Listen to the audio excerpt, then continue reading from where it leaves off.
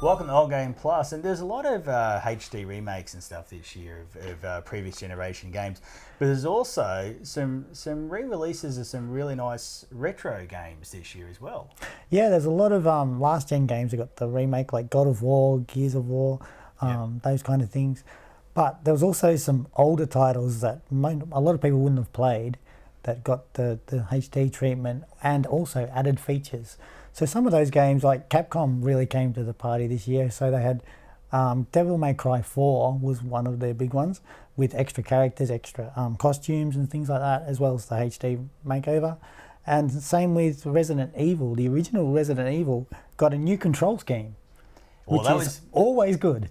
That was the scariest part I found of the original Resident Evil, the controls. Yes. that was frightening. That was the horror. I had to hide behind the couch with the controller in front of me because that was a scary bit. So I'm glad they redid the controls. There's other games they redid the controls for too, wasn't there? Like Grim Fandango. Yeah, so they made it more of a point and click kind of game rather than they had the tank controls like Resident Evil as well. Some other stuff they did with that, they got the original art assets of Disney, who own LucasArts now, and redid the lighting models and the textures and everything, and it looks really, really nice. And if you can play it, please play it, because it's a great game.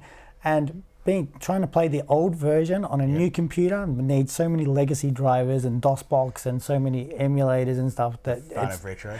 Yes, so the re-release is really worth playing, and they've made it easier for other people to experience. There was also a game I'd almost go so far as that they got a HD re-release, Shadow Complex. Not that old, but I'd do the same thing. I'd say go grab it. Really good, fun game. It looked good originally. You can grab it on your PC and play it. Yeah.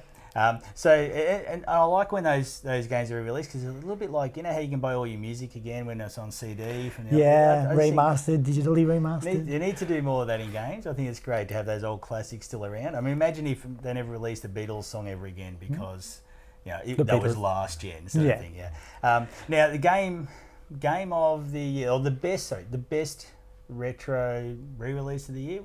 You'd nominate? It's a hard decision because there's been a lot. I'd nominate Grim Fandango, but Nintendo also came to the party. A lot of their old Master System and Mega Drive games got the 3D treatment, and also they had the Majora's Mask, Zelda. Yeah, a lot of Yu Suzuki games, didn't they? Yes. An underrated game developer and game designer. Yes. Responsible so Outrun 3D on 3DS.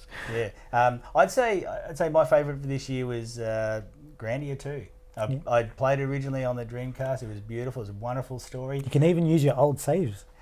I haven't worked out how to do that because I've got some level 60 characters on the old Dreamcast thing. But Grandia 2 was a highlight. I played it again with the kids, read through all the stuff. It was really nice. I really enjoyed it. And Rito sounds a lot like Sonic, so that was a extra special touch for me. So Grandia 2 is mine, and yours? Mine would be Grim Fandango.